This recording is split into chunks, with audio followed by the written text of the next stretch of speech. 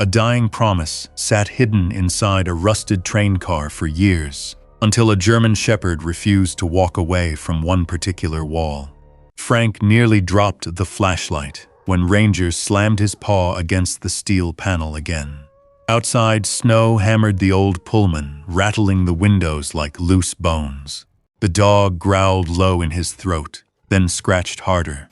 A cold draft slipped through a crack that hadn't been there hours earlier.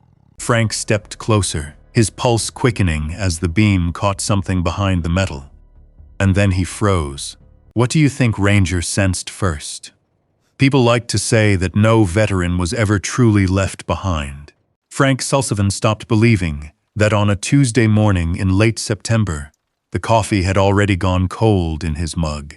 Not because he had forgotten about it, because he was listening. The old habit never left. A floorboard creaked upstairs, a cabinet door shut, a vehicle passed outside. Even after 15 years out of uniform, part of his brain still mapped sounds the way it had in Iraq. Identify, assess, dismiss, or react. The kitchen smelled faintly of bacon grease and rain-soaked pine drifting through the screen door. Ranger lay beneath the table, stretched across the worn hardwood floor. The German shepherd's ears twitched at every sound, though his eyes remained half-closed. Frank reached down and scratched the fur behind the dog's neck. The scar near Ranger's shoulder caught against his fingers. Old wound, Afghanistan. Neither of them had come home completely intact. The back door opened. Trevor Nash walked in first. Denise followed. Frank immediately noticed something unusual. Neither of them sat down, they stayed standing. People stood when they were leaving, or when they were about to deliver bad news. Trevor cleared his throat. Frank, we need to talk. Frank looked at the clock. 8:14 a.m. He took a sip of cold coffee. Then talk, Denise folded her arms. She wore the expression she always used when discussing something unpleasant she had already decided. Trevor glanced at her before speaking. That told Frank everything. Whatever this was, it wasn't Trevor's idea alone. We sold the house. Frank set his mug down carefully. No reaction, no questions, just silence. Outside, wind pushed through the cottonwoods lining the street. A few leaves skittered across the driveway. When? Frank asked. Closing is next week. Still calm, still measured. The same voice he had used over a radio while helicopters landed under fire. The same voice that had once kept younger soldiers from panicking. Denise stepped forward. The buyers want possession immediately. Frank looked at her. She continued. So we're all going to need to make arrangements. All. Interesting choice of word. For a second. Only a second, he thought. Perhaps she meant they were all moving together. Then Trevor looked away. And Frank knew. The room suddenly felt smaller. Ranger lifted his head. The dog sensed it before a single additional word was spoken. How much time? Frank asked. Trevor swallowed. 4 days. Nothing moved. Not Frank. Not Ranger. Not the clock on the wall. 4 days. After 8 years in this house. After selling his own home to help Trevor and Evelyn pay off debts years ago. After burying Evelyn. After sitting beside her hospital bed every night. Until the machines finally went quiet. 4 days. Denise exhaled sharply. We figured that's enough time. Frank stared at her. She looked away first. The silence stretched. Trevor finally sat down. You know things have changed. Frank nodded once. Your mother died. Trevor flinched. So yes, Frank said quietly. Things changed. The words landed harder than shouting would have. Nobody spoke. Then Denise glanced toward Ranger. There's another issue. Frank followed her gaze. Ranger was fully awake now, watching, always watching. The buyers don't want dogs. The kitchen became very still. Frank felt something shift deep inside his chest. Not anger, not yet, something colder. What does that mean? Denise shrugged. There are shelters. Trevor immediately looked uncomfortable. Denise. What? She snapped. We're being realistic. Frank looked at Ranger. The shepherd stared back, waiting, trusting, completely unaware. that strangers were discussing his future like a piece of furniture. A memory flashed through Frank's mind. Dust, rotor wash, Afghanistan. A military kennel compound. A young handler kneeling beside an injured dog. Blood everywhere. The handler refusing to leave. Not without his partner. The memory vanished as quickly as it came. Frank stood, slowly, methodically. He folded the cloth napkin beside his plate into a neat square. Then another fold, then another. The tiny action required all of his attention, because if he focused on the napkin, he wouldn't focus on the rage beginning to crawl beneath his skin. "I see," that was all he said. Denise seemed disappointed by the lack of argument. Trevor looked relieved. Frank picked up his coffee mug, walked to the sink, rinsed it, placed it upside down on the drying rack. Normal. Everything normal. When he finally turned around, Ranger was already standing beside him. The shepherd pressed lightly against his leg, grounding him, the way he always did. Frank rested a hand on the dog's head. "We'll figure it out." Trevor opened his mouth, closed it again. Frank walked past both of them. No yelling, no pleading, no negotiation. The conversation was over. By nightfall, rain had begun tapping softly against the windows. Frank sat alone in the guest room that had once belonged to Trevor. A duffel bag rested open on the bed. He hadn't packed much. There wasn't much left to pack. Ranger slept near the door. At 11:17 p.m., the air conditioner kicked on. The sudden mechanical roar exploded through the darkness. Frank jerked upright before he realized where he was. Heart pounding, breathing hard. For one disorienting second, he wasn't in Colorado. He wasn't 69. He was back in Iraq. Back inside a maintenance tent outside Mosul. Back waiting for incoming mortar fire.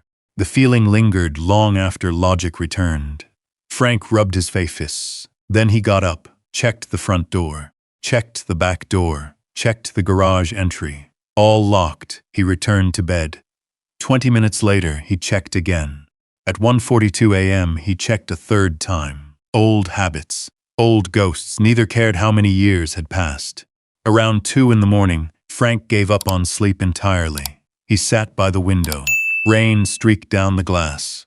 Ranger quietly crossed the room and lay beside the chair. Frank stared into the darkness. And that's when he remembered. Montana, the forgotten property. 6 acres of mountain land Evelyn had inherited years before they met. He had only visited once. A lifetime ago, there had been an abandoned Pullman railcar sitting alone in a valley, rusting, forgotten, worthless, or so everyone had said. Frank looked down at Ranger. The shepherd raised his head. "You remember road trips, don't you?" One ear twitched. Frank managed the smallest smile. 4 days. That was all they were giving him. Fine. 4 days would be enough. 'Cause somewhere beyond those mountains, beyond the highways and the memories and the years he'd spent standing still, there was one thing left in the world that still belonged to him. An old train car and a piece of land no one else wanted. Outside, thunder rolled across the distant hills. Inside, Ranger suddenly stood and walked to the window. The dog stared into the darkness, alert, focused, as if he could already see something waiting for them there. Something neither of them understood yet. Something hidden, something important, and for the first time all day, Frank felt something besides loss. Curiosity. By dawn, Frank had already packed everything that still felt like his. 2 duffel bags, a shaving kit, 3 flannel shirts, a pair of worn boots, Evelyn's framed photograph wrapped in a towel, a small metal box of service papers, VA letters, old unit patches, and a folded American flag from a memorial ceremony he had never been able to throw away. Ranger watched from the doorway, tracking every movement. The dog did not pace, did not whine. He simply stood there like a sentry waiting for orders. Frank zipped the second duffel and set it beside the first.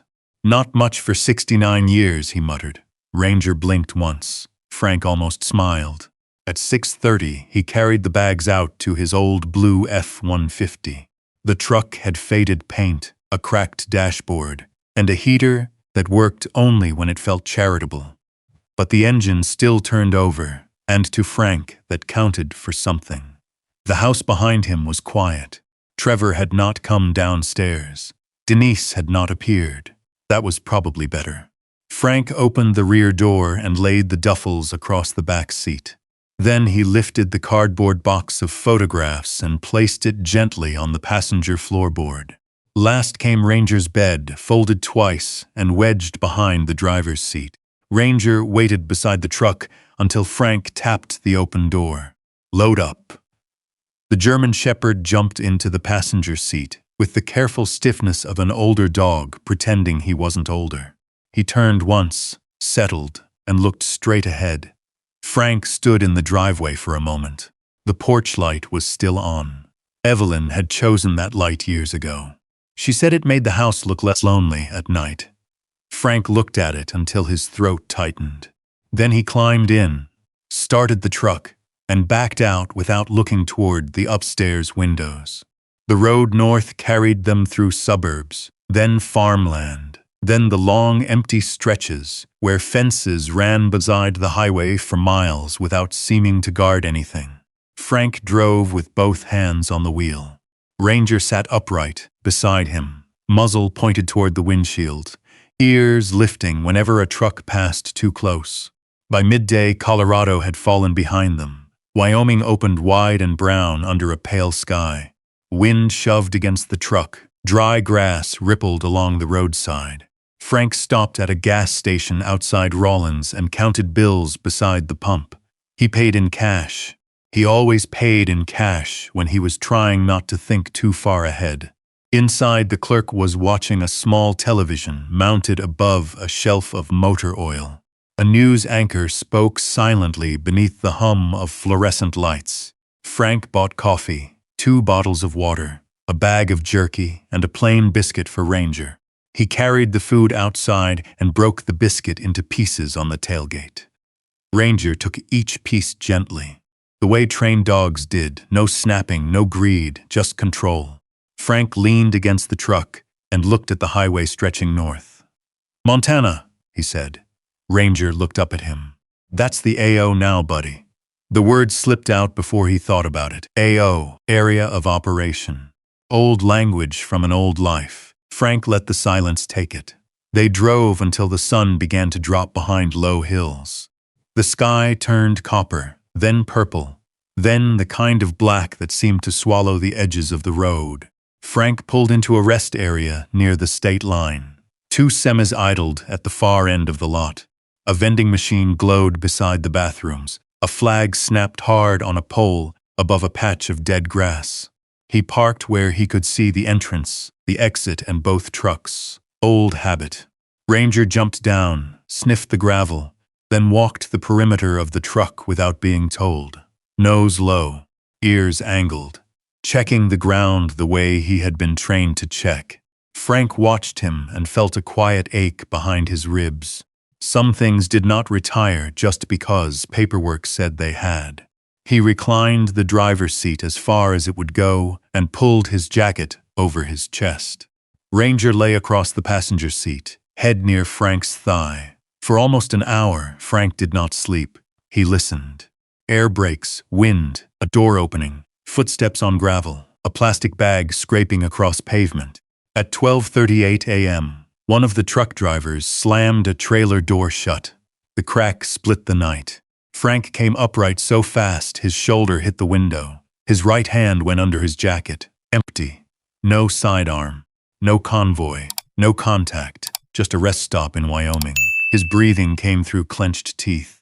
Ranger was already up, one paw pressed against Frank's leg. The dog did not bark. He did not crowd him.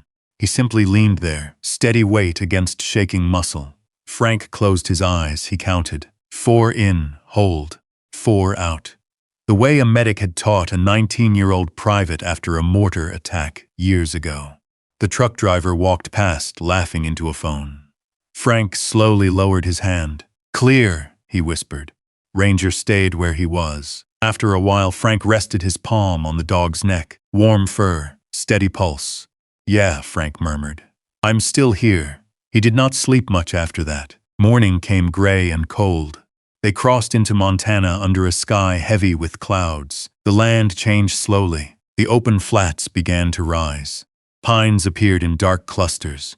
Mountains gathered in the distance, like something old and patient.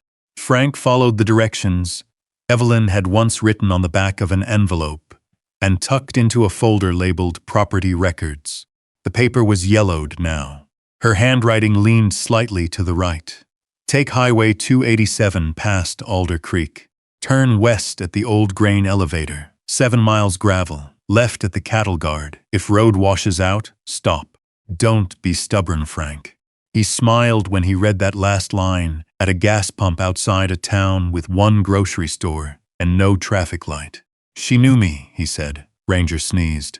The gravel road began just past a weathered wooden sign half hidden by sagebrush. The truck bounced hard over washboard ruts. Dust rose behind them in a pale brown tail. Frank slowed, scanning the terrain. Low ridge to the west, tree line north, dry creek bed cutting along the road. No houses, no wires, no movement except magpies lifting from fence posts. His mind began placing things automatically. High ground, blind curve, poor visibility, limited turnaround. He had not asked it to. The training simply woke up when the world got empty. After the cattle guard, the road narrowed. Pine branches scraped the truck's side. Ranger stood now, front paws braced, nose working at the cracked window. Then the trees opened. Frank hit the brakes. For several seconds, neither he nor the dog moved. The old Pullman sat in the center of the valley like a stranded ship. Dark green paint had faded nearly black beneath streaks of rust. Several windows were cracked. One had been patched with plywood. Weeds grew through the short stretch of rail beneath it. The roof sagged at one end, and vines had crawled halfway up the wheels. Behind it, the mountains rose blue and cold. The place looked abandoned by time itself. Frank shut off the engine. The silence rushed in. No traffic, no voices, no hum of neighbors' air conditioners. Just wind moving through pine needles and the distant clicking of something loose on metal. Ranger jumped down before Frank could tell him to wait. He landed stiffly, then froze. His ears went forward. His body lined up toward the train car. Frank stepped out slowly. The air smelled of dry grass, old iron, and coming rain. He looked at the Pullman, then at the 6 acres of wild Montana ground around it, then at the dog standing absolutely still beside him. Frank let out a short, hollow laugh. Well, he said, this is home. Ranger did not look at him. The shepherd took one slow step toward the train car, then another. He stopped 10 feet from the nearest door and lowered his nose. Not to the ground, to the air. He breathed in once, twice. Then the hair along his back lifted. Frank noticed immediately. Ranger. The dog did not move. Somewhere inside the old Pullman, metal shifted with a soft, tired groan. Frank stood beside the truck, one hand still on the open door. The valley held its breath, and Ranger stared at that rusted train car, as if something inside it had just called his name. Frank followed the dog's gaze. The Pullman sat motionless beneath the darkening Montana sky. Rust streaked down its sides like old tears. Several windows reflected the fading light. Others stared back as black, empty holes. For a moment, Frank had this strange feeling that the train car wasn't abandoned at all, that it was waiting. A gust of wind swept through the valley. Metal somewhere inside the car answered with a low groan. Ranger finally moved, slowly, carefully, not like a dog exploring a new place, like a soldier entering an unfamiliar building. Frank grabbed his duffel. Let's see what your mother left us. The words felt odd the moment he said them. Evelyn had never been Ranger's owner. Yet somehow the train car belonged to both of them now. The front vestibule door was partially stuck. Frank put his shoulder into it. The old metal protested, then gave way with a shriek that echoed across the valley. Dust exploded into the air. The smell hit him immediately. Old wood, rust, mouse nests, oil, rain-soaked steel, a forgotten lifetime. Sunlight pushed through cracked windows and illuminated drifting particles. The inside looked worse than he remembered. Much worse. The floorboards were warped. Several ceiling panels hung loose. The green upholstery on the benches had split open decades ago. Springs poked through exposed stuffing. Someone had spray-painted initials near the rear wall many years earlier. Frank stood quietly, taking it in, assessing. The same way he used to evaluate damaged helicopters after emergency landings. Not what was broken, what could still be saved. Ranger stepped inside. His nails clicked softly against the floor. He moved from one side of the car to the other.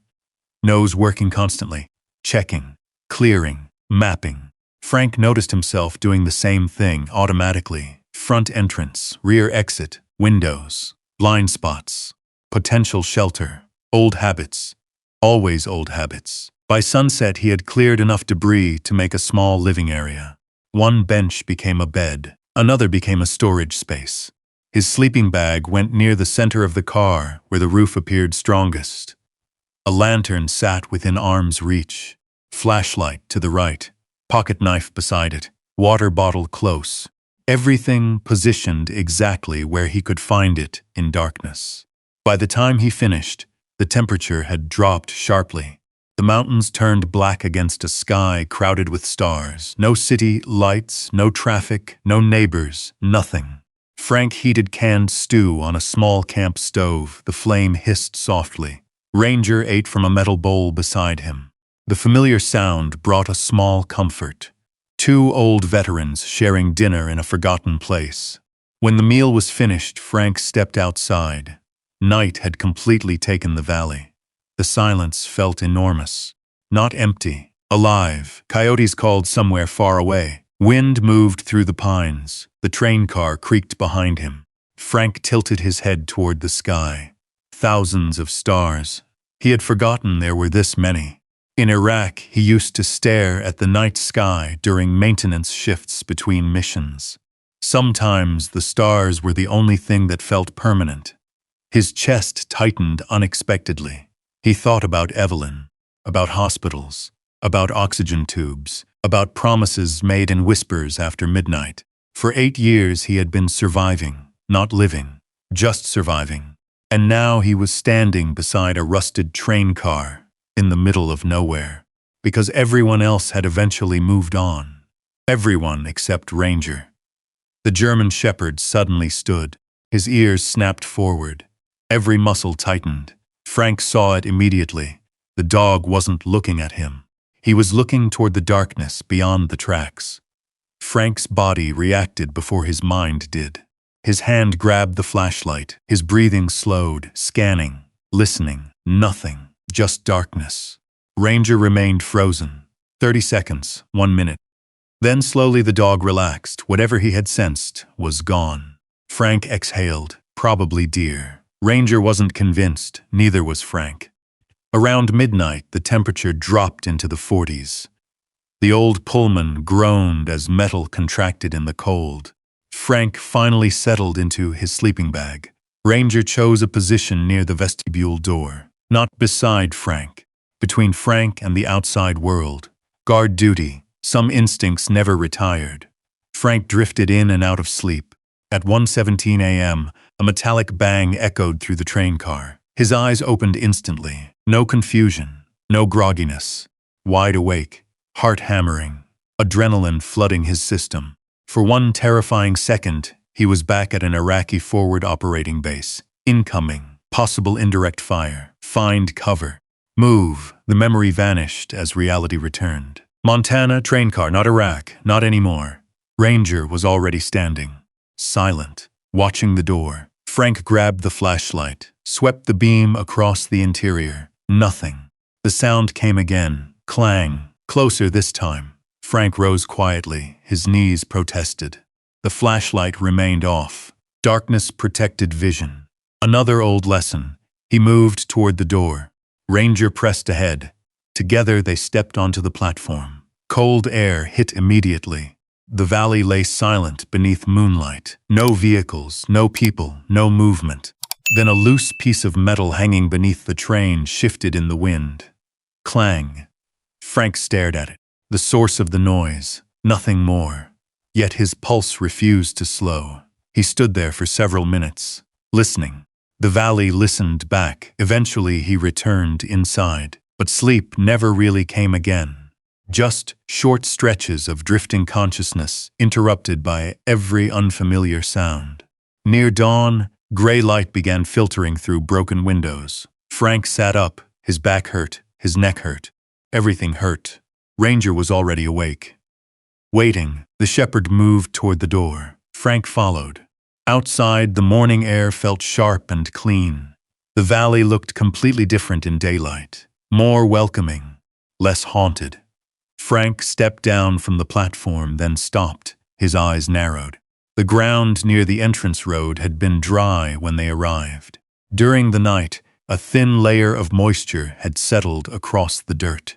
Most of the surface remained untouched, except for one section. 2 parallel tracks cut through the damp soil. Fresh vehicle tracks. Frank crouched. Examining them closely, the impressions were crisp, recent, very recent. Not weeks old, not months old, hours.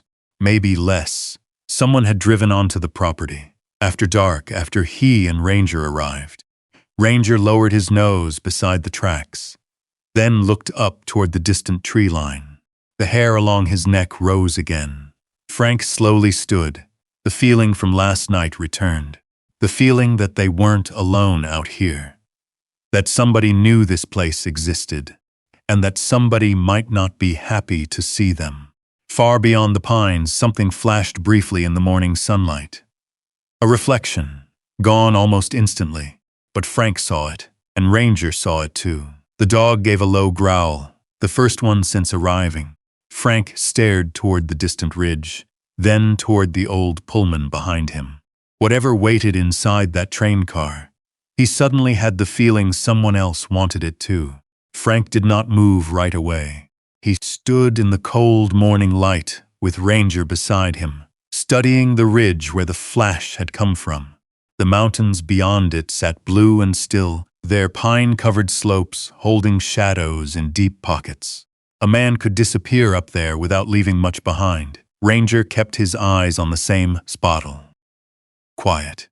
Controlled. Frank knew that sound. It was not alarm for the sake of alarm. It was confirmation. He crouched again beside the tire tracks and touched the damp earth with 2 fingers. The mud still held its shape. Whoever had driven in during the night had come close enough to see the Pullman, close enough to see his truck, and then left without introducing himself. Frank stood and scanned the property like an old entry road, tree-lined train car, high ridge, blind bend. He did not have a rifle. He did not have backup. He had a German shepherd with bad hips, a flashlight, and a pocket knife that had seen better days. Not exactly a fire team, he said. Ranger glanced at him once, then returned to watching the trees. Frank spent the rest of the morning working, because work had always been the way he kept his head from turning against him. He cleared more debris from inside the Pullman. He pulled rotted cushions loose, swept mouse droppings into a metal pan, and dragged broken wood outside into a pile near the rail bed. Every few minutes he looked toward the ridge. Nothing moved. By noon, his hands were black with dust and rust. He had found 3 leaks in the roof, a cracked window frame, and a section of floor near the rear that felt soft enough to step through if he forgot himself. Ranger would not go near the rear wall. That bothered Frank. The dog moved freely through most of the car, sniffing old seats, checking corners, pausing near the doors. But near the back, where a narrow partition separated what had once been a porter's compartment, Ranger stopped every time. His nose lifted, his ears shifted forward. Then he let out a short breath through his nose and backed away. Frank noticed on the 3rd pass. "What is it?" Ranger stared at the partition. Frank walked closer and tapped the wall with his knuckles. The first section sounded hollow, the next sounded dull. The section behind the old brass coat hook gave a different note entirely. Thick, dead. Frank tapped again. His brow tightened. Before he could test it further, Ranger turned sharply toward the open door. A vehicle was coming. Frank heard it a moment later. Old engine, loose belt, gravel popping under tires. Ranger moved to the doorway, body set low and forward. Frank stepped down beside him as a faded tan pickup rolled through the open gate and came to a stop 20 yards from the Pullman. The driver killed the engine. For a few seconds, nobody moved. Then the door opened. An old man climbed out slowly, one hand braced on the frame. He was tall but bent in the shoulders, with a white beard trimmed close and a canvas coat patched at both elbows. A railroad cap sat low over his eyes. He lifted both hands where Frank could see them. Not looking for trouble. Frank said nothing. The old man looked at Ranger. Good-looking dog. Ranger did not wag. The man nodded once, as if respecting the decision. Name's Earl Maddox. I live over the East Ridge. Saw lights down here last night, and figured somebody finally came to claim Evelyn Sullivan's ghost. Frank's face changed before he could stop it. You knew my wife? Earl took off his cap.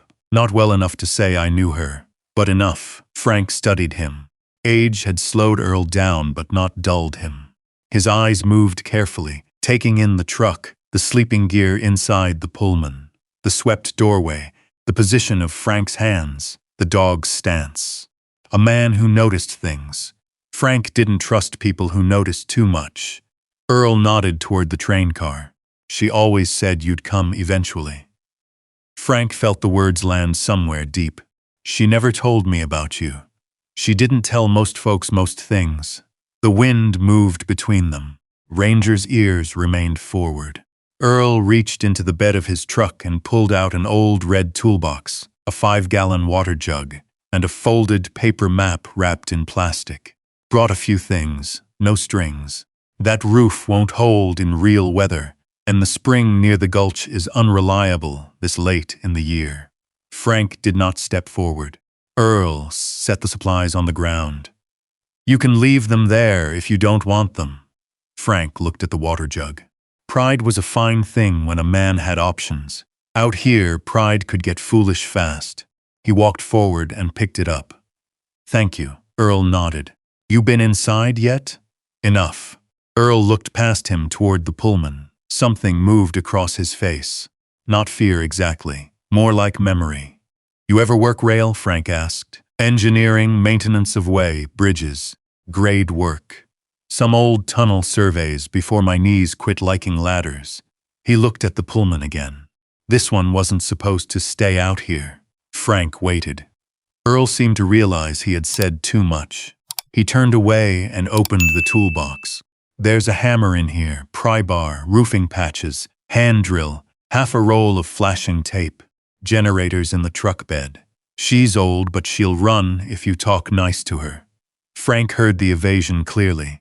So Evelyn was here often. Earl took a second too long to answer. Now and then. When? Years back. How many years? Earl glanced toward the ridge. Frank followed his eyes. The same ridge where the flash had come from that morning. Earl looked back quickly, before she got sick. The words made Frank's hand tighten around the water jug handle.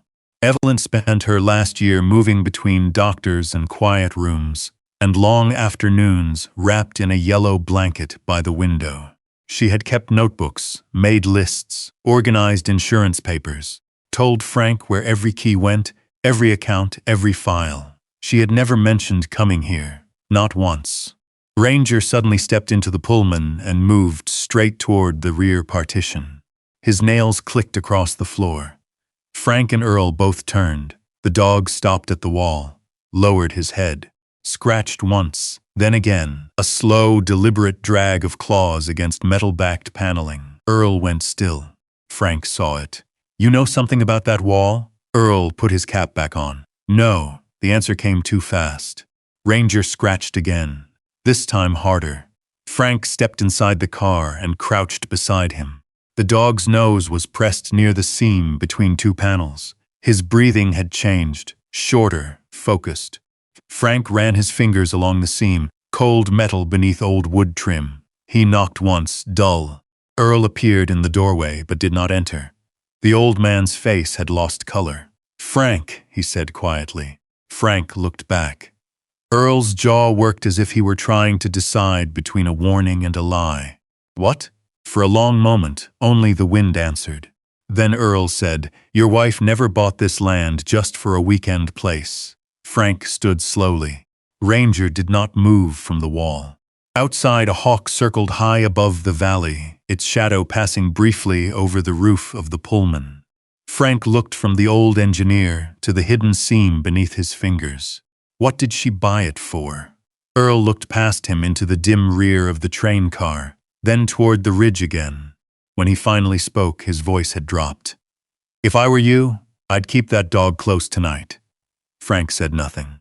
Earl stepped back down from the vestibule, climbed into his truck, and started the engine. He left the toolbox, the water, the map, and more questions than answers. Dust rose behind his tires as he drove away. Frank watched until the pickup vanished between the pines. Inside the Pullman, Ranger scratched the wall one more time. Then he sat down directly in front of it, as if guarding a door Frank could not yet see. Frank did not touch the wall again until after Earl's truck had disappeared. He waited. Not because he was afraid of the wall, because old training had taught him that the thing you found was rarely the first thing that mattered. First came the area, then the approach, then the pattern. Frank stepped outside and walked the perimeter of the Pullman with Ranger at his side. The dog moved slower now, but every few steps he looked back toward the rear of the train car, as if leaving that wall unattended bothered him. Frank noticed everything he could. The tire tracks near the entrance road had already begun to dry. The grass around the front gate was bent in two places. A cigarette butt lay near the fence line. Fresh filter. No rain damage. Frank picked it up with 2 fingers, studied it, then dropped it into an empty coffee can by the truck. He did not smoke. Earl had not smoked. Somebody else had been there. By late afternoon, clouds gathered over the peaks. The light flattened. The valley lost its warm edges and became all gray steel, dark pine and wind. Frank carried Earl's toolbox into the Pullman. Ranger followed close. "Let's see what you found," Frank said. The dog went straight to the rear partition. Frank knelt beside it with the flashlight clenched between his teeth. He ran one hand across the old paneling, feeling for seams. The wood looked original, but it was too smooth in places. Too tight. Someone had sanded it, stained it, and aged it to match the rest. That took care. He tapped with the handle of the screwdriver. Hollow, hollow, dull, dead. Frank paused. Tapped again. Same spot. Dead. Behind the wall, something thickened the space. Not insulation, not ordinary framing. He moved the flashlight lower. Dust had settled differently along the baseboard near Ranger's nose. There was a narrow line there, barely visible, where 2 surfaces met. Frank pulled the brass coat hook. Nothing. He pressed the panel. Nothing. He checked the old luggage rack above it. One screw was newer than the others. Frank's eyes narrowed. "Well, I'll be." He reached for Earl's screwdriver and worked the screw loose. It came out clean, too clean for hardware that should have been sitting untouched for decades. Behind the screw hole, something metallic clicked. Ranger stood. The panel shifted a fraction of an inch. Not enough to open. Enough to confirm it was not a wall. Frank sat back on his heels. His left hand had begun to tremble. He closed it into a fist until it stopped. Not now. He needed a plan. The light was going.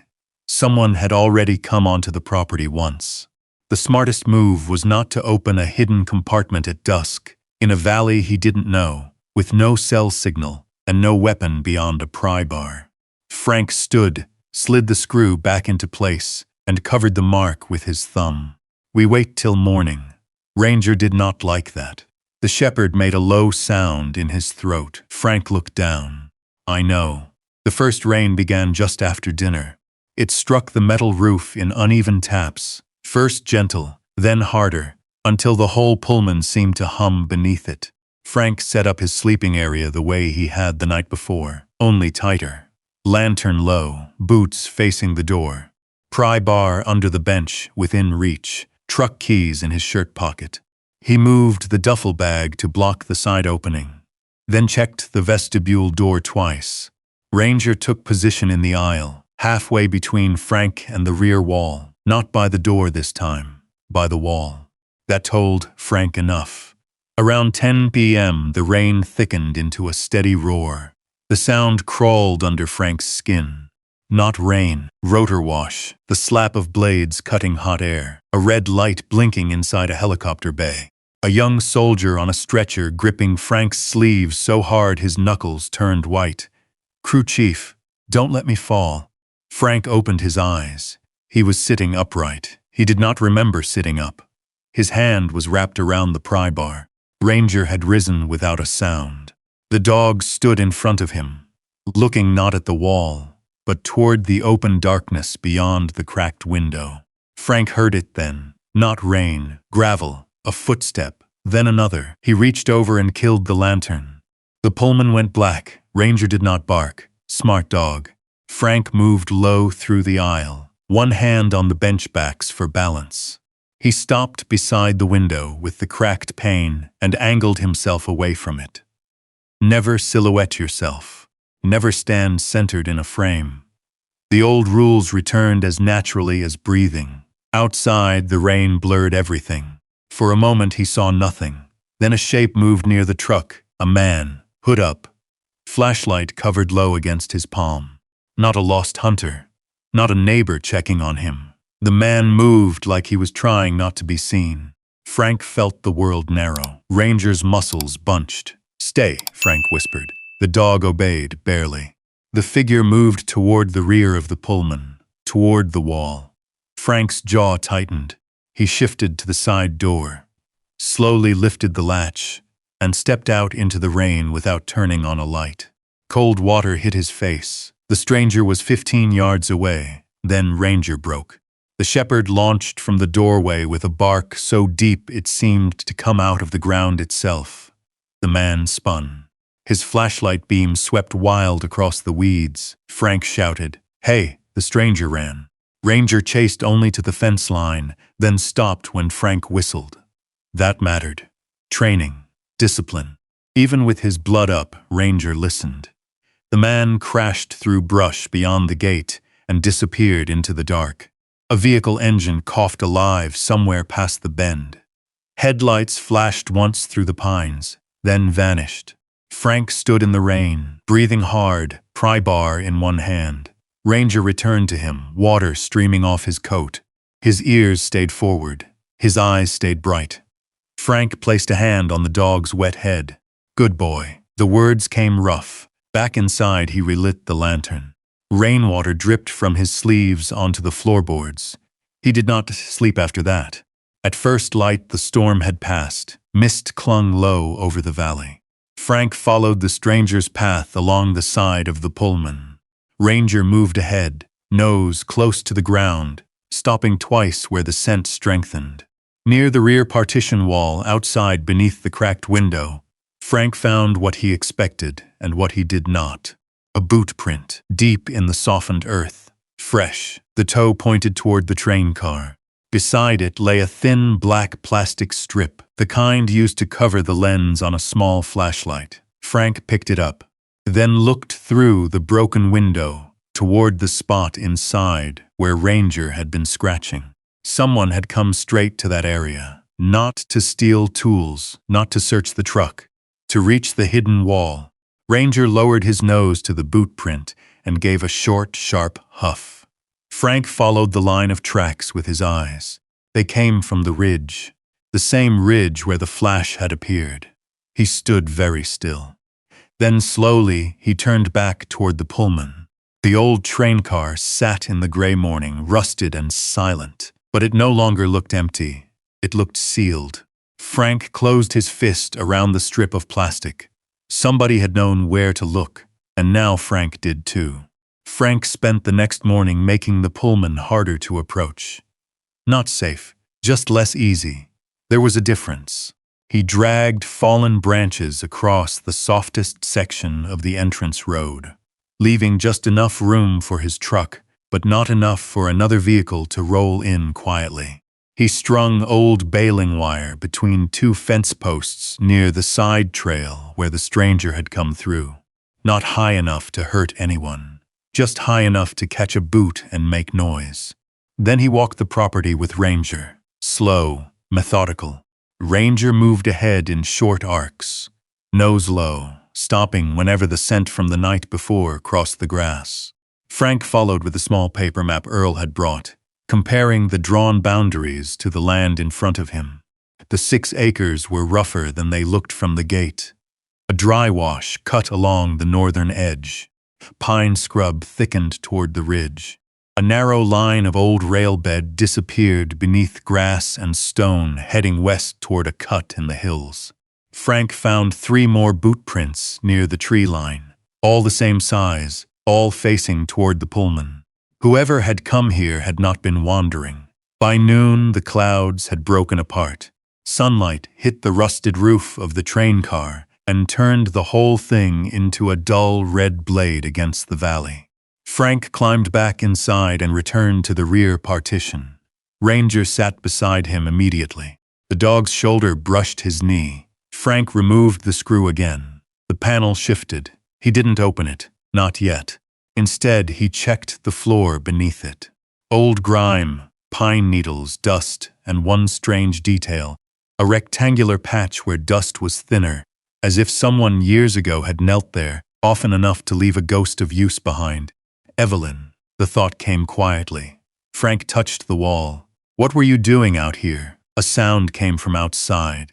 Not wind, an engine, smooth, modern, expensive. Frank replaced the screw fast, wiped the brass hook with his sleeve, and stood. Ranger was already moving toward the door.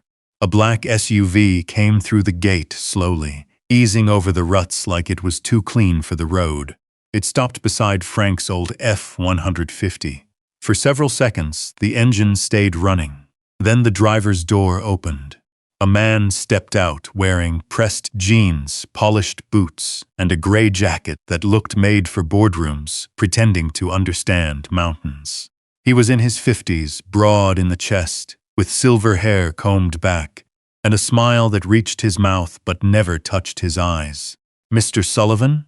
Frank stood on the vestibule step. Ranger stood below him. "Who's asking?" "Victor Kane." The man pulled a business card from his pocket and held it out between 2 fingers. Frank didn't take it. Victor glanced at Ranger. The dog stared back without blinking. Kane gave a small laugh. "Beautiful animal." Frank said nothing. Victor slowly lowered the card and placed it on the hood of the F-150. "I represent Gallatin Basin Minerals. We're working on a land acquisition project in this area." Frank looked at the SUV, then the ridge, then back at Victor. "You lost?" "No, sir. I'm exactly where I meant to be." That was the first honest thing he'd said. Victor turned slightly, surveying the land as if already imagining it without Frank on it. "You own this parcel?" "My late wife did. Now I do." Victor nodded, like he already knew. "Evelyn Sullivan, yes. We've reviewed the county records." Frank's jaw tightened. Reviewed. That word told him the man had not come curious. He had come prepared. Victor smiled again. "Mr. Sullivan, I'll be direct. This land sits in an area of expanding survey interest. My company is prepared to offer you a very fair price. More than fair, considering the condition of the property." "How much?" $200,000. The number hung in the air. Frank looked around at the sagging fence. The rusted Pullman, the weeds growing through the rail ties. $200,000 for 6 forgotten acres and a train car everyone else would call scrap. Ranger gave a low rumble in his chest. Victor heard it. His smile thinned. Frank stepped down from the Pullman. "Why?" Victor blinked once. "I'm sorry? Why is it worth that? Strategic land position. For what? Future development. What kind?" Victor's smile returned, but slower this time. "Mr. Sullivan, I'm not at liberty to discuss preliminary planning." Frank nodded.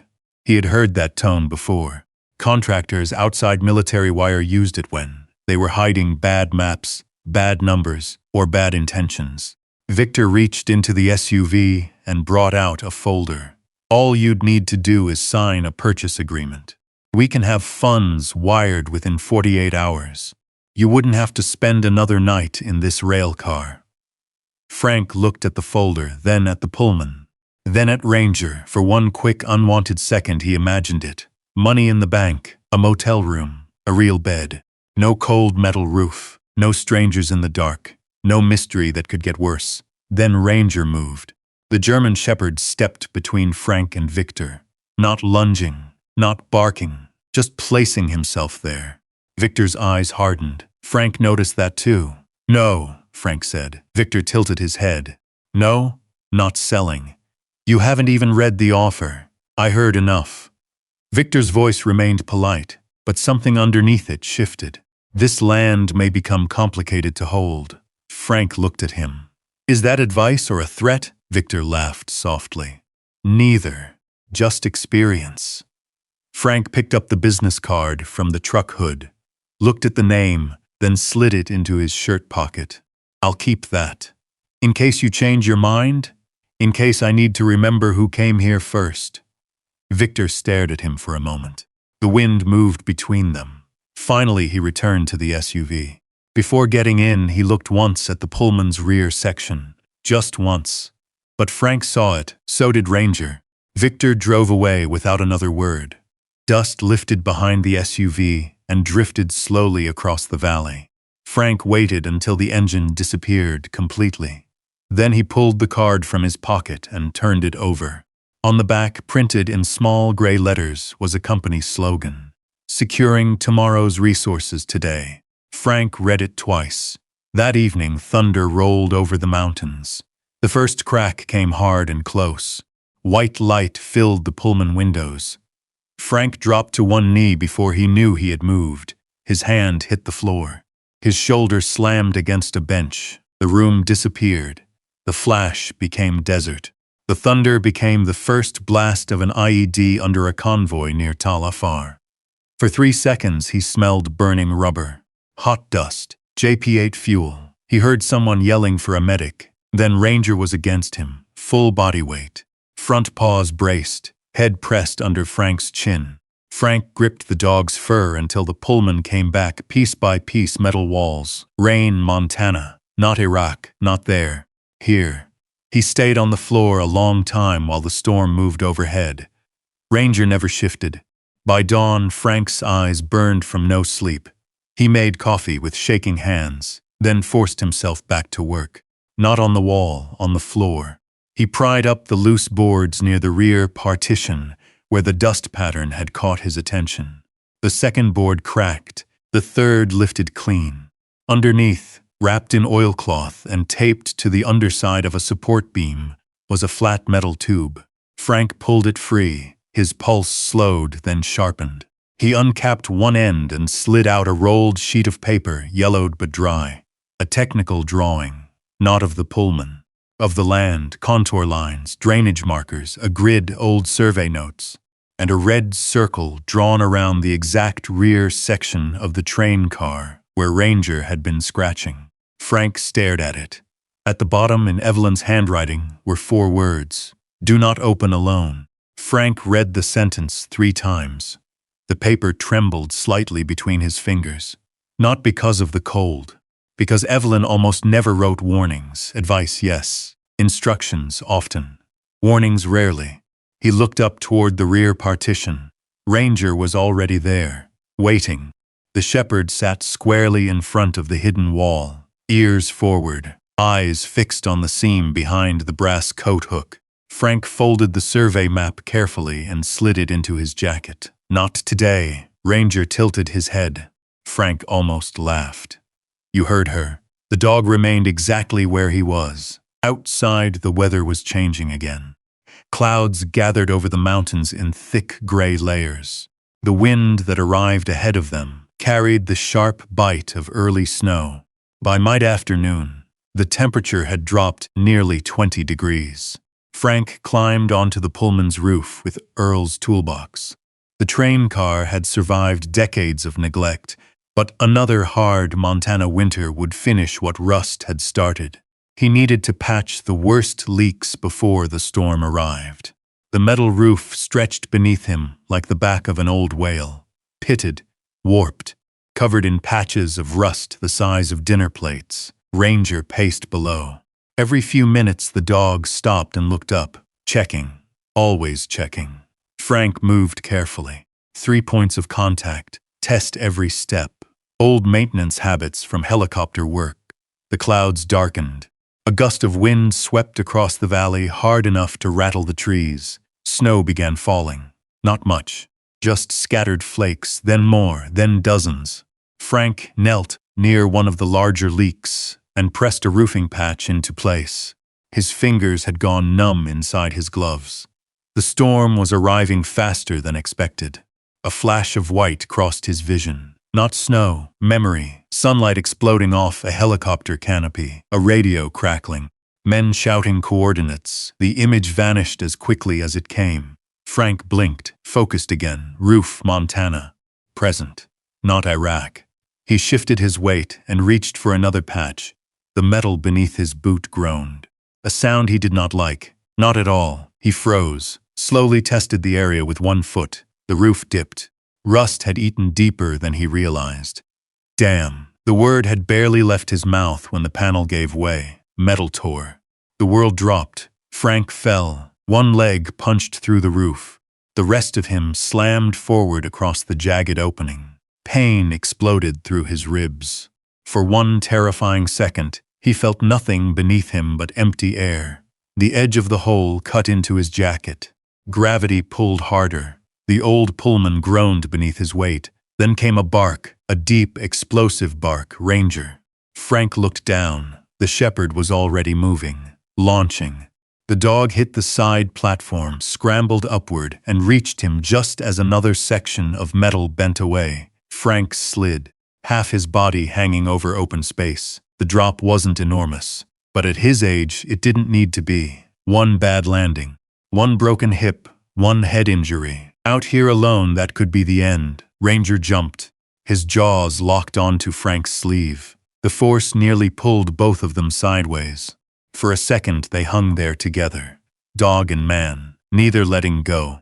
Frank's free hand found a support rib beneath the roof. He grabbed it, held on. The rust steel bit into his palm. Slowly, painfully, he pulled himself back, 1 inch, then another, until finally his chest cleared the opening. Frank rolled onto solid metal and lay there breathing hard. Snow swirled around him, his heart hammered against his ribs. Beside him, Ranger limped. Frank sat up immediately. The dog's right shoulder was bleeding. A long cut, not deep enough to be life-threatening. Deep enough to matter. The jagged roof edge had sliced him during the jump. Ranger, the shepherd, wagged his tail once, as if apologizing. Frank's throat tightened. Don't you dare. The dog tried to stand taller, failed. Frank climbed down as carefully as he could. Inside the Pullman, he cleared a bench and opened his old military first aid kit. The same kit he'd carried on road trips for years. The same kit he'd never imagined using on the one living thing that had stayed with him. Ranger endured the cleaning without complaint. No growling, no snapping, just trust. Frank irrigated the wound, applied pressure, placed several stitches with hands steadier than he expected. Muscle memory. Years ago it had been soldiers. Today it was family. Outside the storm intensified. Snow hammered the windows. Wind screamed across the valley. Inside the Pullman, only the lantern moved, its glow reflected in Ranger's eyes. When Frank finished, he rested a hand against the dog's neck. Good work, Sergeant. Ranger leaned against him. For a long time, neither moved.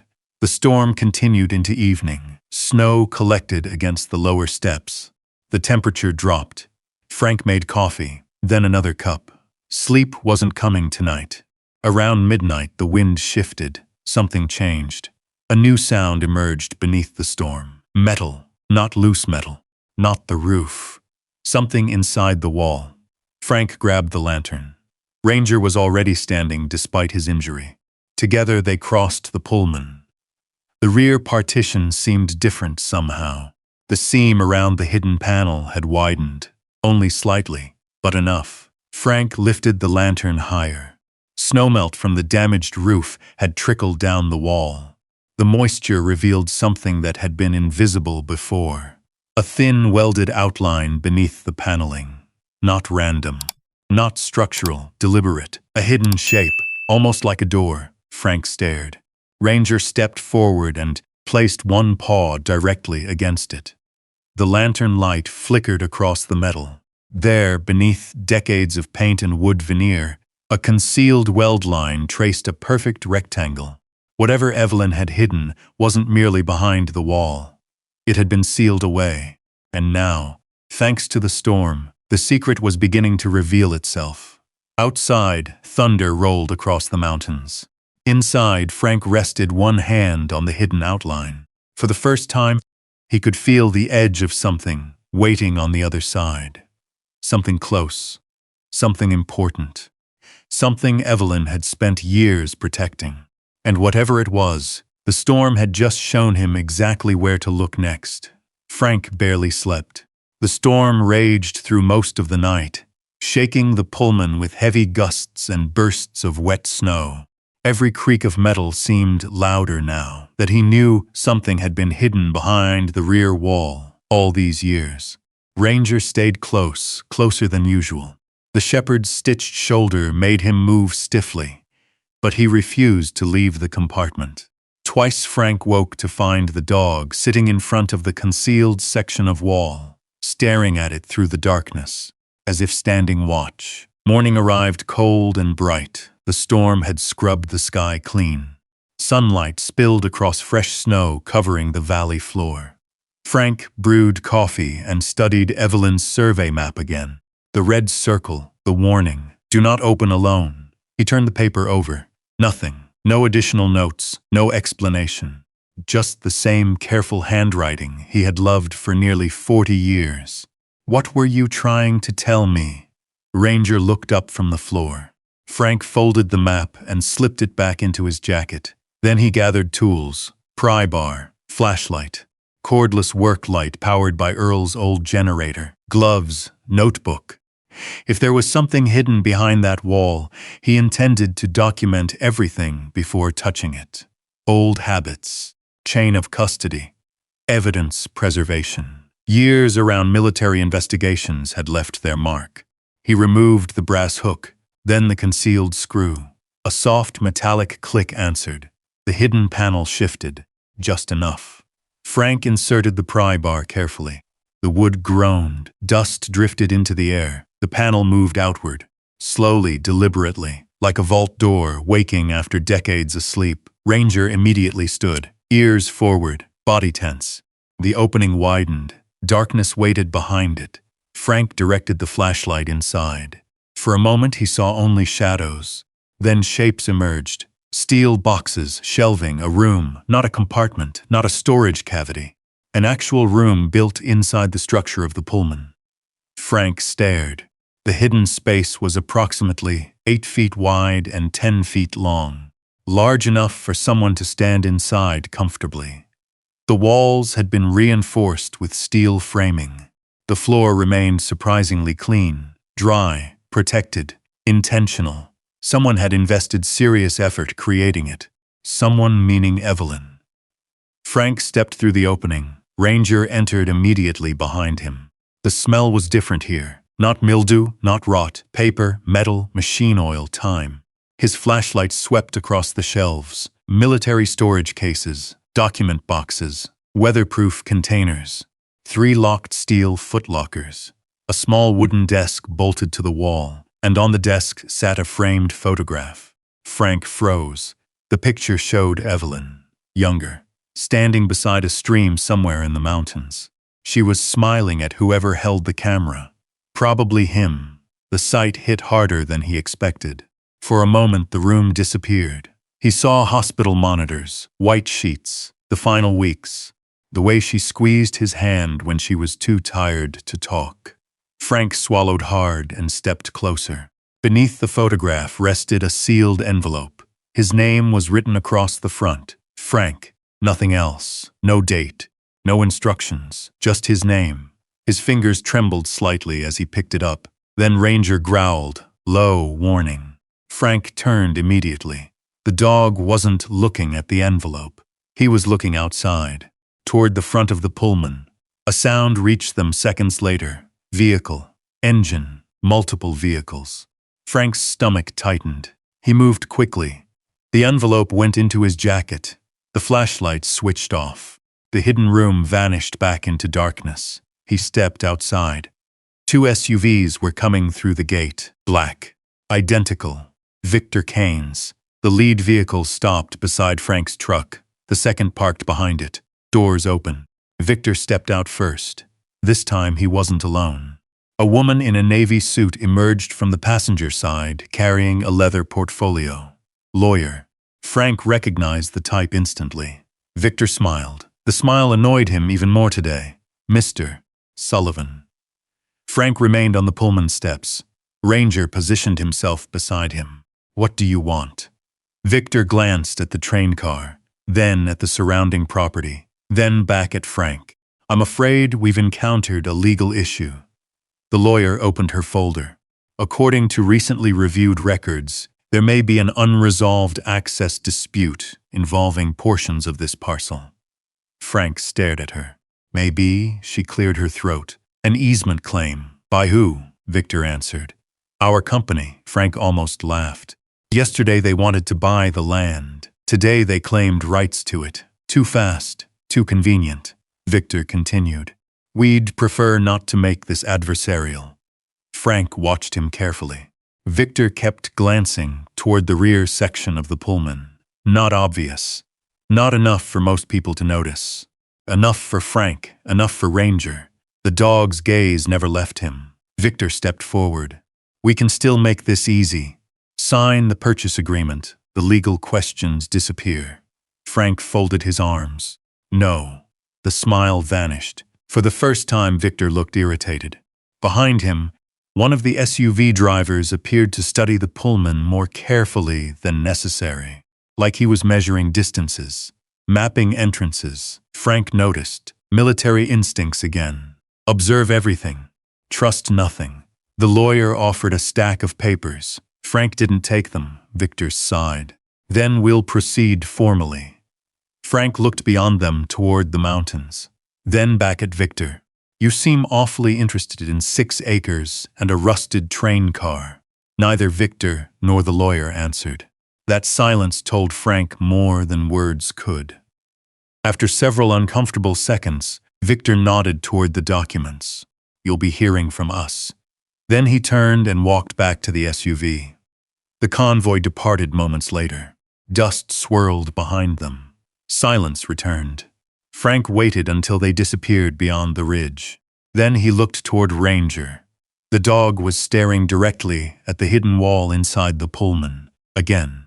Frank followed his gaze. The hidden room remained open, exposed, visible. For the first time in decades, he suddenly understood something.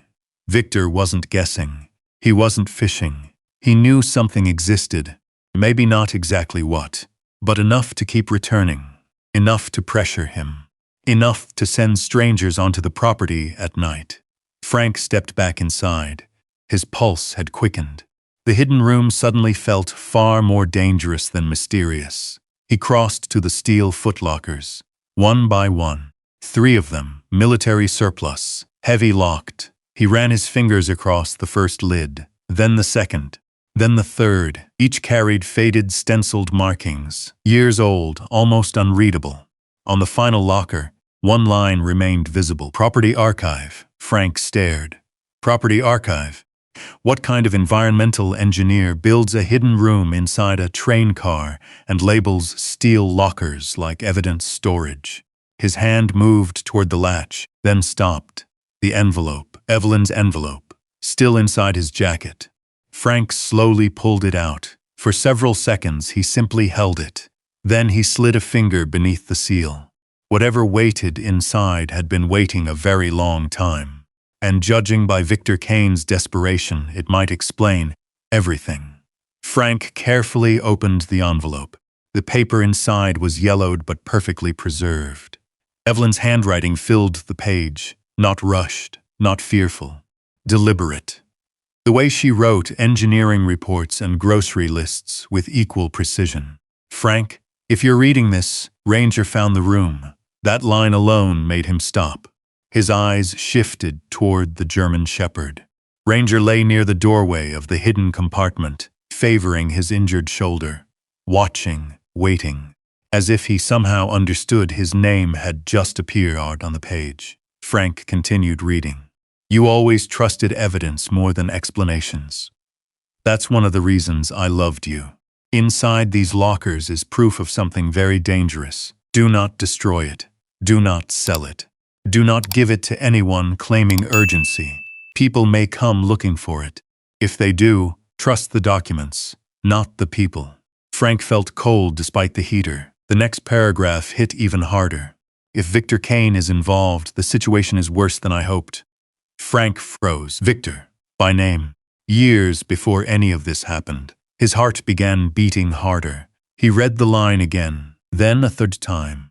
Evelyn had known. She had expected this. The room suddenly felt smaller, more serious, like stepping into an operation that had begun years before and never truly ended. Frank folded the letter and slipped it into his pocket. Then he approached the first steel locker. The lock had rusted but remained intact. Using Earl's tools, he worked patiently until the mechanism finally released with a metallic snap. The lid opened. Inside sat dozens of file folders, maps, survey reports, water studies, federal correspondence, environmental assessments, everything meticulously labeled. Evelyn had spent years building this archive. The second locker contained backup copies, photographs, storage drives, audio recordings, bound notebooks. The third locker remained unopened. Frank decided to wait. The amount of material already sitting before him was overwhelming. He needed help understanding it. And one name kept returning. Earl Maddox. Outside, the afternoon faded into early evening. Snowmelt dripped from the Pullman's roof. The valley seemed peaceful again. Too peaceful. Frank no longer trusted peaceful. He prepared a simple dinner. Beans, coffee, a few crackers. Ranger ate slowly. The injury was clearly bothering him, but the dog refused to rest completely. Every sound outside drew his attention. Every movement beyond the windows. Years of military service never really leave a working dog or a veteran. Around 9 o'clock, Frank began organizing the most important files into weatherproof containers. Anything critical would stay hidden. Anything valuable would remain separated. If someone broke in, they wouldn't find everything at once. Again, old habits. Protect the mission. Protect the evidence. Protect your people. Ranger suddenly stood. The movement was so abrupt that Frank's chair scraped backward. The dog's ears locked forward. No bark, no growl. That was worse, much worse. Frank killed the lantern immediately. Darkness swallowed the Pullman. The moon provided only faint silver outlines through the windows. Ranger moved toward the door, silent, focused. Frank followed. Outside, the valley lay quiet beneath starlight. Then he heard it, metal, a faint scrape, near the rear section of the train car. Someone was there, again. Frank's breathing slowed automatically. His body shifted into old rhythms. Observe, confirm, act. He moved along the side of the Pullman, keeping to the shadows. Ranger stayed slightly ahead despite the injured shoulder. The scrape came again, closer now. A flashlight beam flickered briefly near the hidden room wall. Frank's jaw tightened. The intruder knew exactly where to go. A dark figure crouched beside the rear window, working something against the frame, trying to get inside. Frank stepped forward. "You're on private property." The figure jerked, flashlight swinging wildly. For 1 second, Frank saw a man wearing a dark jacket and knit cap. Then everything happened fast. The intruder turned and ran. Ranger launched after him. The dog moved with explosive speed despite the injury. The man crashed through brush toward the tree line. Ranger closed the distance. Frank heard shouting, branches breaking, then a sharp cry, a struggle. Frank started running. His knees protested immediately. Age didn't care about urgency.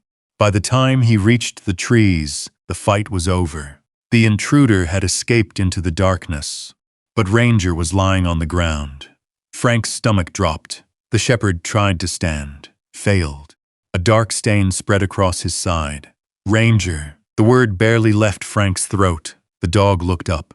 Tail thumped once, then stopped. Frank dropped beside him. Training took over. Assessment, location, bleeding source, pressure. The wound sat low along the rib area. Not massive, not immediately fatal. Still serious. Likely caused by a hunting knife during the struggle. Frank tore open his trauma kit. The same one he had carried since leaving the army. Gauze, pressure dressing, medical tape. His hands moved automatically. Years vanished. For a few terrible minutes, he wasn't an old man in Montana. He was back beside damaged helicopters, beside wounded soldiers, trying to keep somebody alive long enough to reach help. Stay with me. Ranger licked his wrist. Frank swallowed hard. The nearest emergency veterinarian was nearly 2 hours away. Maybe more at night. There was no choice. He lifted the dog into the truck. Not easy. Ranger weighed nearly 80 pounds. Every movement drew a soft whine from him. Frank climbed behind the wheel. The engine roared to life. Gravel exploded beneath the tires. The mountains blurred past in darkness. One hand stayed on the steering wheel. The other rested against Ranger's neck, feeling, checking, making sure he was still there. The entire drive felt endless. Every minute stretched, every mile too long. Frank spoke continuously. Stories, memories, nonsense, anything. Because silence felt dangerous. Finally, lights appeared ahead. The veterinary clinic. Frank carried Ranger inside before the truck had fully stopped. Hours later, he sat alone in the waiting room. Coffee untouched, hands stained with dried blood. The television mounted in the corner played a weather report. Nobody watched. A technician finally emerged. "You got him here in time." Frank closed his eyes, just for a second. The tension didn't disappear, but something inside him loosened. The technician smiled gently. "He's tough." Frank looked toward the treatment area. "No." His voice came out rough. "He's loyal." The woman nodded as if she understood the difference. Near dawn, Ranger finally woke, groggy, weak but awake. The first thing he did was lift his head. The second was stare toward the clinic door, toward home, toward the Pullman, toward the hidden room, toward whatever secret Evelyn had left behind. Frank followed the dog's gaze, and for the first time he realized something chilling. The intruder hadn't been searching randomly. He knew exactly where to go, exactly what wall to approach, exactly what he was looking for, which meant someone else already knew the secret existed.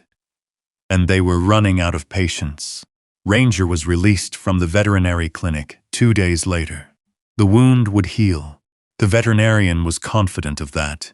But there would be stitches, restrictions, rest, none of which Ranger seemed interested in. The moment Frank opened the truck door at the Pullman, the German shepherd carefully climbed down and immediately turned toward the train car, toward the hidden room, toward the secret. Frank watched him limp through the snow. "You're impossible." Ranger ignored him. The valley greeted them with silence. No fresh tire tracks, no vehicles, no visitors. Still, Frank no longer trusted quiet places. Quiet could hide a lot. That evening, after settling Ranger onto a thick blanket near the heater, Frank returned to the hidden room. The steel lockers waited exactly where he had left them. The envelope from Evelyn sat on the desk. The photograph still watched him from its frame. For several minutes he simply stood there. Then he opened the third locker. The hinges groaned softly. Inside sat a series of waterproof document cases, each labeled, each dated. Years of records, years of evidence. Frank opened the first case, environmental reports, water studies, geological surveys. The second case held photographs, dozens of them. Aerial images, drilling locations, monitoring stations, maps marked with colored notes. The third case finally revealed what Evelyn had been protecting. Federal correspondence, official signatures, agency approvals, whistleblower reports, and one name that appeared again and again: Gallatin Basin Minerals, Victor Kane's company. Frank sat slowly. Outside, wind brushed against the Pullman's metal skin. Inside, the truth began unfolding. Evelyn had not purchased the property for vacations. She had purchased it because of what sat beneath it. An underground aquifer, massive, ancient, one of the largest freshwater reserves in that part of Montana. Frank read report after report. The numbers repeated, the warnings repeated, the conclusions repeated. If aggressive extraction methods were used, water tables across several rural communities could collapse. Wells would fail, streams would shrink, entire towns would lose access to reliable groundwater. And according to the documents, Gallatin Basin Minerals had known this for years. Instead of abandoning development plans, executives had attempted to bury the findings. Several reports had disappeared. Permits had been altered. Testing results had been excluded from public filings. Then Evelyn entered the picture. Frank found her name on an investigation report dated almost 9 years earlier. Environmental compliance consultant. Lead reviewer. She had discovered the discrepancies. She had documented everything. And she had refused to sign off. Frank leaned back. Suddenly pieces began fitting together. The secretive trips, the hidden room, the files, the warnings, Victor Kane, the pressure, the break-in attempts. None of it had started recently. This fight had begun years ago. Evelyn simply never told him. His eyes moved to another folder, personal correspondence. The label was written in her handwriting. Frank opened it carefully. Inside sat several letters. The first was addressed to a federal oversight office. The second to an attorney, the third to him. Frank stared at it for a long time, then opened it. My Frank, if you're reading this, then something happened exactly the way I feared it might. First, know this. I never hid any of this because I didn't trust you. I hid it because I trusted you too much. You would have fought for me. You would have confronted people. And some of those people were willing to do almost anything to protect what they stood to gain. Frank swallowed. His vision blurred briefly. He kept reading. The aquifer beneath these mountains is worth more than any gold mine, more than timber, more than land. Water will always be valuable, especially when people think there isn't enough of it. I couldn't allow this evidence to disappear. So I built a place where it could survive longer than I could. Frank lowered the page. Outside, darkness settled over the valley. The Pullman creaked softly. Ranger lifted his head from the blanket, watching him. Waiting, Frank continued. The final page contained only a few paragraphs. They hit hardest. You always believed Ranger was smarter than he let on. I do too. If the room is ever found, I suspect he'll find it before you. He notices things the rest of us miss. Please don't laugh at that. I know exactly how ridiculous it sounds. Frank smiled despite himself. A tear landed on the paper. He wiped it away quickly. The final line waited below. If you're reading this, then we won. Because the truth survived. And if the truth survived, then so did a part of me. I love you. Always, Evelyn. Frank sat motionless for a long time. The hidden room faded around him. The reports, the maps, the evidence. None of it mattered for a moment. Only Evelyn, only her voice. Only the realization that even after death, she had still been protecting people. Protecting towns she would never meet. Protecting water she would never drink. Protecting him. A soft whine pulled him back. Ranger had made his way to the doorway of the hidden room. Slowly, carefully, the stitches clearly bothered him. Still he came. Frank folded the letter and knelt beside him. The shepherd pressed his head against Frank's chest. Frank wrapped one arm around the dog's neck. Neither moved for several seconds. Outside, the first stars appeared above the mountains. Inside, Frank finally understood what Victor Kane wanted. Not land, not a train car, not 6 acres. He wanted these documents gone. He wanted the evidence buried forever. And now Frank possessed every piece of it. His eyes drifted toward the stack of reports, toward the federal signatures, toward the records Evelyn had spent years protecting. Then toward Ranger. The dog had found the room, exactly as Evelyn predicted. Frank looked at the hidden archive one final time. The grief remained. The loneliness remained. But something else had appeared beside them. Purpose. For the first time since arriving in Montana, Frank knew exactly what came next. He was going to finish the fight Evelyn started, no matter who tried to stop him. The next week moved faster than the previous month.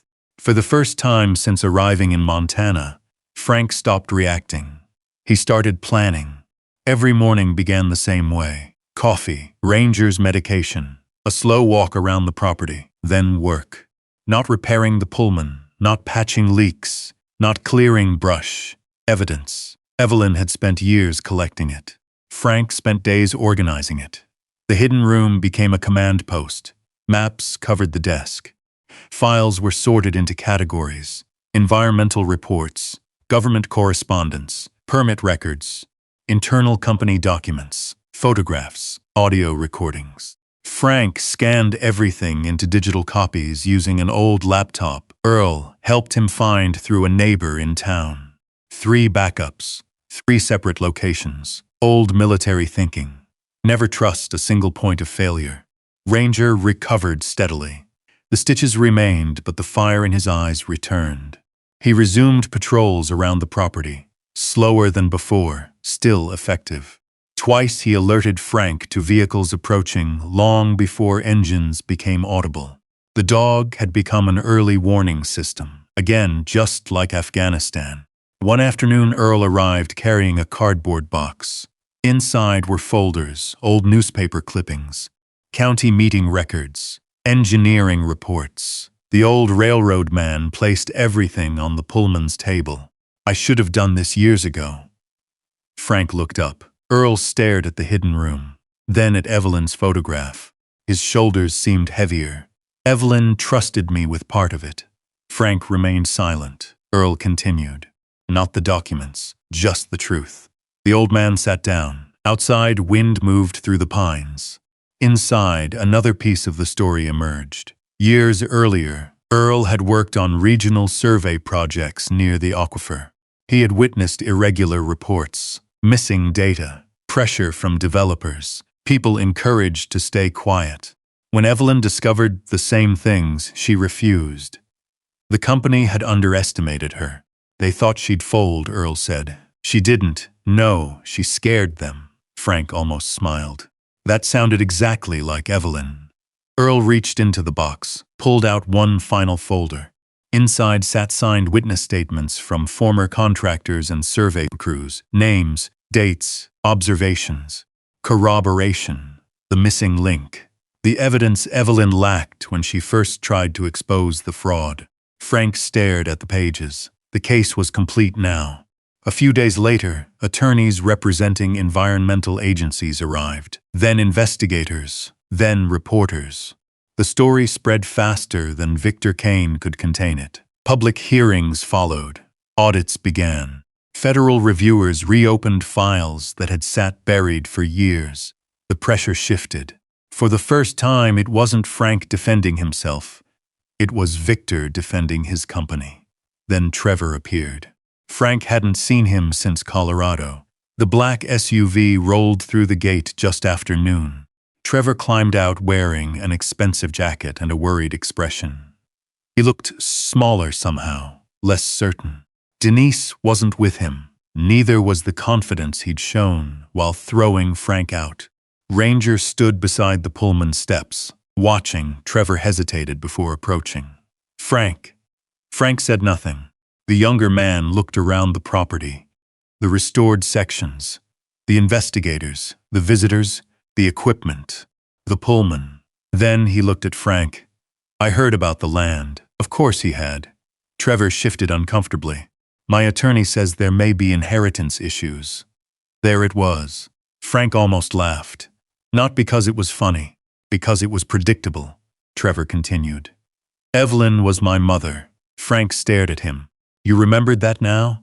The words landed harder than Frank intended. Trevor looked away. For several seconds, neither spoke. Finally, Trevor sighed. I made mistakes. Frank thought about 4 days. The locked door, the moving boxes, the silence afterward. Ranger stepped closer to Frank. Not threatening, protective. Trevor noticed. I know, Frank nodded. You do. The younger man rubbed the back of his neck. My lawyer thinks I could challenge ownership. Frank folded his arms. And what do you think? Trevor didn't answer immediately. His eyes moved toward the valley, toward the Pullman, toward Evelyn's photograph visible through the open door. When he finally spoke, his voice sounded tired. I think Mom would have hated what I've become. The honesty surprised both of them. Silence followed.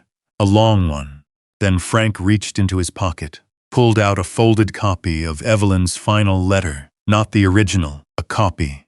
He handed it over. Trevor read it, once, then again. The younger man's shoulders slowly dropped. By the time he finished, his eyes were wet. He folded the pages carefully, returned them. And for the first time since arriving, Frank saw the boy Evelyn once raised. Not the man who pushed him out, just the boy. Trevor nodded once. No lawsuit. Frank said nothing. Trevor looked toward the mountains, then back at him. I'm sorry. This time it sounded real. Frank believed him. That didn't erase anything. But he believed him. Trevor left shortly afterward. The gate closed behind him. And that chapter of Frank's life quietly ended. The larger battle concluded 2 months later. Victor Kane resigned. Regulatory investigations expanded. Corporate filings collapsed under scrutiny. Development permits were suspended indefinitely. The aquifer received protected status. Several small communities that depended on groundwater would remain secure. The evidence had survived, just as Evelyn intended. Late one evening, after the final hearing ended, Earl joined Frank beside the Pullman. Neither man spoke for a while. The sunset painted the valley gold. Ranger slept nearby, one ear still alert despite being asleep. Eventually, Earl broke the silence. You won. Frank looked toward the mountains, then toward Evelyn's hidden room, then at Ranger. No, he shook his head. Evelyn did. Earl smiled. Fair enough. The old railroad man pointed toward the valley below. So what happens now? Frank followed his gaze. The property stretched outward beneath the fading light. 6 acres. A restored Pullman. A protected aquifer. A future. For the first time, Frank already knew the answer. And it wasn't what anyone expected. 1 year later, the Pullman no longer looked abandoned. It looked alive. The old train car still sat on the same stretch of forgotten rail beneath the Montana sky, but almost everything else had changed. The roof gleamed beneath fresh paint. The windows reflected mountains instead of darkness. Solar panels lined the southern side. A flagpole stood near the entrance road. An American flag moved gently in the wind. The valley itself seemed different, not because the land had changed, because people had. 3 small cabins now stood near the western edge of the property. Simple structures, clean, warm, built by hands that understood second chances. Most of those hands belonged to veterans. Men and women who had spent years carrying invisible weight. Some had lost homes. Some had lost families. Some had simply lost their way. Frank never asked for explanations on the first day. Everyone arrived carrying enough of those already. The sign near the gate read, Sullivan Ridge Retreat Veterans and Working Dogs Welcome. Nothing more, nothing less. That had been intentional. No speeches, no slogans, no fundraising campaigns. Just a place, a real place. The kind Frank wished had existed years earlier. The hidden room remained inside the Pullman. The documents stayed secured, protected, archived. The evidence had already done its job. The aquifer was now federally protected. Gallatin Basin Minerals had abandoned every development proposal connected to the region. Victor Kane's name had largely disappeared from public conversation. The mountains didn't care. The water didn't care. Life moved forward. Frank preferred it that way. On a cool October afternoon, several veterans worked near the newest cabin. One installed siding, another repaired a fence. A third taught a younger former Marine how to operate a post-hole digger without destroying his back. Laughter drifted across the valley. The sound still surprised Frank sometimes, not because it was rare, because for so many years he had forgotten what it sounded like. Ranger lay nearby, watching everything. Age had finally begun catching him. The injury from the knife attack had healed, but the scar remained beneath his coat. His muzzle carried more gray than black now. His movements were slower, measured, still purposeful, always purposeful. Visitors often mistook him for an ordinary old dog. Then they watched him work. They watched him quietly notice every newcomer, every vehicle, every strange sound, every person having a difficult day. The veterans trusted him immediately. Most working dogs earned that trust. Ranger had earned something more: respect. Frank sat on the Pullman's front steps with a cup of coffee balanced between both hands. The afternoon sunlight stretched long shadows across the valley. A breeze carried the scent of pine and cold earth. Far below, a creek flashed silver between trees. The same water Evelyn had fought to protect. The same water still flowing because she refused to stay silent. Frank reached into his jacket pocket. The letter remained there. Not the original, a copy. The original stayed secured inside the hidden archive. The paper was worn from reading. He unfolded it anyway. Certain passages had become familiar. Others still landed differently every time. Especially the last page, especially the final lines. He read them again, then folded the letter and stared toward the mountains.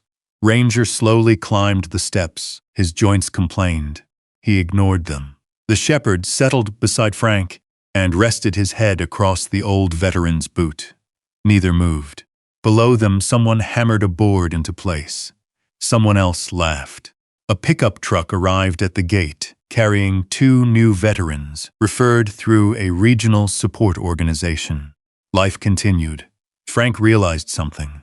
The Pullman had given him more than shelter, more than answers, more than Evelyn's final gift. It had given him a mission, not survival, purpose. There was a difference, a very important difference. Years earlier, he had checked every door 3 times before sleeping. Every window, every lock, every sound. The world had always felt one step away from danger, one step away from loss, one step away from becoming the worst day of his life again. That wasn't true anymore. Not completely. Some scars remained. Some nights were still difficult. Certain storms still carried echoes. Certain sounds still reached places deep inside him. But they no longer owned him. The war had taken many things. It had not taken everything. Frank looked down. Ranger's eyes were closed. One ear twitched toward a distant voice. Still working, even while resting. Frank smiled. Good dog. The tail thumped once against the wooden step. The mountains beyond the valley glowed gold beneath the setting sun. For a moment, everything felt exactly as it should. Not perfect, real. And somehow that was better. The camera of memory seemed to pull farther away, beyond the Pullman, beyond the cabins, beyond the flag, beyond the valley itself. A restored train car sat beneath an endless Montana sky. An old veteran sat on its steps. A faithful German shepherd rested at his side. And for the first time in many years, neither of them was living in survival mode anymore. They were finally home. Sometimes, the thing you think has been abandoned is the very thing waiting to bring you home. If Frank and Ranger's journey touched your heart, leave a simple 1 in the comments. And if you've ever had a dog who stayed by your side through life's hardest moments, leave a so we can honor them together. Your comments mean more than you know. We read them, and they help keep stories like this alive. And before you go, make sure you subscribe and turn on notifications. Because the next story waiting for you might be even more powerful than this one. A story about loyalty, resilience, and the unexpected places hope can still be found. Until next time, Take care of yourself, and never underestimate the friend who refuses to leave your side.